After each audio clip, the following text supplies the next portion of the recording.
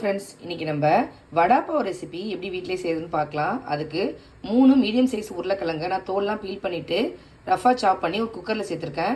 இப்போ இதை ஒரு 2 விசில் விட்டு 2 இல்லை 3 விசில் விட்டு எடுத்துக்கோங்க. வடாப்பாவுக்கு 3 வித சட்னி நம்மளுக்கு தேவைப்படும்.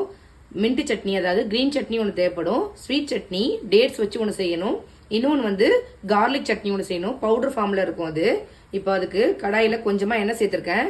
இது கூட ஒரு 5-6 பூண்டு பல் சேர்த்துக்கோங்க. பூண்டு ஓரளவுக்கு வறுபட்டதும் இது கூட ஒரு 2 டேபிள் ஸ்பூன் அளவுக்கு வெள்ளை எள்ளு சேர்த்துக்கிறேன். வெள்ளை எள்ளு தான் சேர்க்கணும், கருப்பு எள்ளு சேர்க்கக்கூடாது. இதையும் சேர்த்து நல்லா வறுத்துக்கோங்க. எள்ளு பொரிஞ்சதும் டெசிகேட்டட் கோகோனட்டு நான் இந்த பவுலால் ஒரு பவுல் சேர்த்துருக்கேன். நீங்கள் உங்கள்கிட்ட டெசிகேட்டட் கோகோனட் இல்லை அப்படின்னா நார்மல் கோகோனட்டை நல்லா ட்ரை ரோஸ்ட் பண்ணிவிட்டு அதையும் இது கூட சேர்த்துக்கோங்க. சேர்த்துட்டு லைட்டாக வறுத்து விட்டுட்டு ஸ்டவ்வை ஆஃப் பண்ணிடுங்க. ஸ்டவ்வை ஆஃப் பண்ணிவிட்டு இது கூட நான் காஷ்மீரி மிளகாய் தூள் 1 ஸ்பூன் அளவுக்கு சேர்த்துக்கிறேன். நீங்கள் நார்மல் மிளகாய் தூள் சேர்த்தீங்க அப்படின்னா கொஞ்சமாக சேர்த்துக்கோங்க. சேர்த்துட்டு நல்லா ஒரு டைம் மிக்ஸ் பண்ணிவிட்டு ஆற வச்சு பவுடர் பண்ணி வச்சுக்கோங்க. கார்லிக் சட்னி ரெடி ஆகிடும். நான் ஸ்டவ்வை ஆஃப் பண்ணிட்டேன், ஆறட்டும், பவுடர் பண்ணிக்கலாம். இப்போ இதை பவுடர் பண்ணும்போது கொஞ்சமாக உப்பு சேர்த்து நல்லா பவுடர் பண்ணிக்கோங்க. கார்லிக் சட்னி ரெடி ஆகிடுச்சு. இந்த மாதிரி கொஞ்சம் பவுடர் ஃபார்மில் தான் இருக்கும் அது. பாருங்க,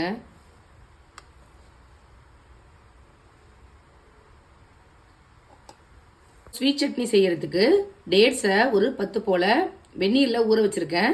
இப்போ இதை மிக்சி ஜாரில் சேர்த்து நல்லா ஃபைன் பேஸ்ட்டாக அரைச்சிக்கோங்க. பாருங்கள், நான் டேட்ஸை நல்லா மிக்சி ஜாரில் சேர்த்து ஃபைன் பேஸ்ட்டாக அரைச்சிட்டேன். இப்போ இதே கடாயிலே இதை சேர்த்து குக் பண்ண போகிறோம். இப்போ நான் அரைச்ச பேஸ்ட்டை கடாயில் சேர்த்துட்டேன். கொஞ்சமாக தண்ணி சேர்த்து வேக வைக்கிறேன். 2 to 3 மினிட்ஸ் வந்து வேகட்டும். அடுப்பு லோ டு மீடியம் ஃப்ளேம்லேயே இருக்குது, வேகட்டும்.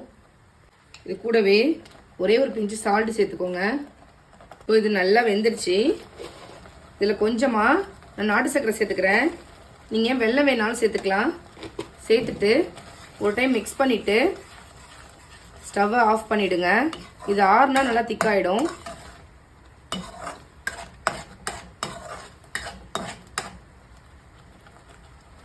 ஸ்டவ்வை ஆஃப் பண்ணிட்டேன். வேக வச்ச உருளைக்கிழங்க நல்லா மசிச்சு எடுத்து வச்சுருக்கேன். பாருங்கள் எந்த அளவுக்கு வெந்திருக்கு அப்படின்னு.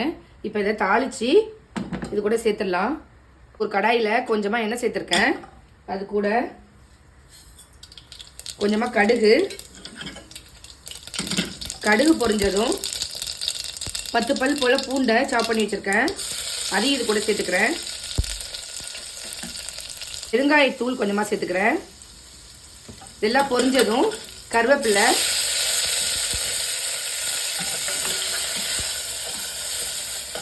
சேர்த்து ஸ்டவ் ஆஃப் பண்ணிடுறேன். அப்படின்னா உருளைக்கிழங்கு வேக வைக்கும் போது உப்பு சேர்த்து தான் வேக வச்சுருந்தேன். உங்களுக்கு பத்தலை அப்படின்னா நீங்கள் கொஞ்சமாக சேர்த்து தாளித்து வச்சதோட இந்த உருளைக்கிழங்கையும் சேர்த்து நல்லா மிக்ஸ் பண்ணிக்கலாம்.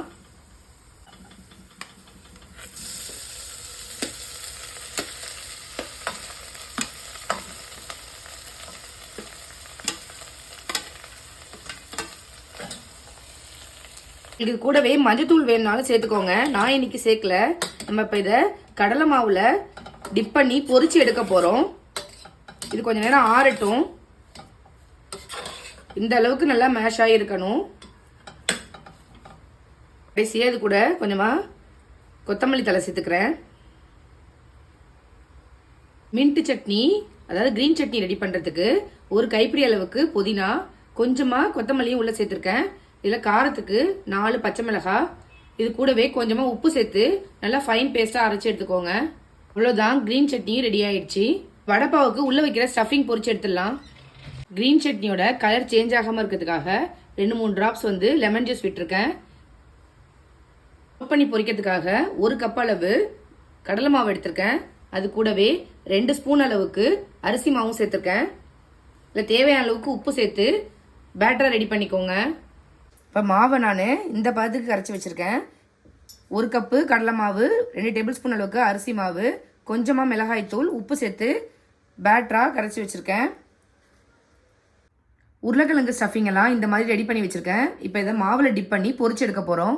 ஒன்று ஒன்றா டிப் பண்ணி எண்ணெயில் சேர்த்துக்கோங்க அப்படியே. இப்போ இது நல்லா வெந்துருச்சு. ஒரு பிளேட்டுக்கு ட்ரான்ஸ்ஃபர் பண்ணிக்கிறேன்.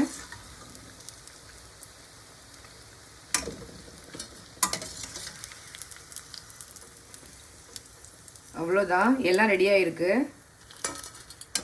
பண்ணி காமிக்கிறேன் பாருங்கள்.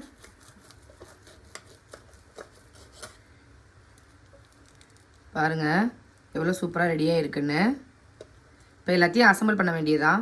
உள்ள மிளகாவை வந்து பொரிச்சு வச்சுருப்பாங்க.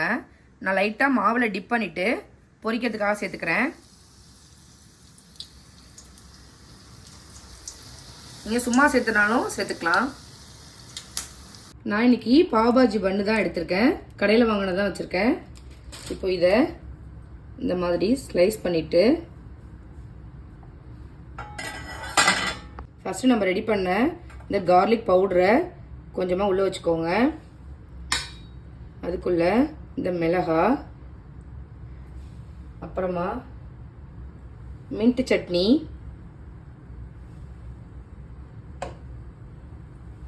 ரெண்டு பக்கமும் நல்லா ஸ்ப்ரெட் பண்ணி விட்டுக்கோங்க. அதுக்கப்புறமா நம்ம ரெடி பண்ணி வச்ச ஸ்வீட் சட்னி, உங்களுக்கு எந்த அளவுக்கு வேணுமோ அந்த அளவுக்கு நீங்கள் சேர்த்துக்கலாம். சேர்த்துட்டு நம்ம பொரிச்சு வச்ச ஒரு வடை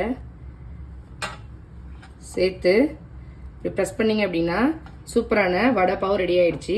நீங்களும் இதே மாதிரி உங்கள் வீட்டில் செஞ்சு பார்த்துட்டு எப்படி இருக்குங்கிறத கமெண்ட் பண்ணுங்கள். தேங்க்யூ.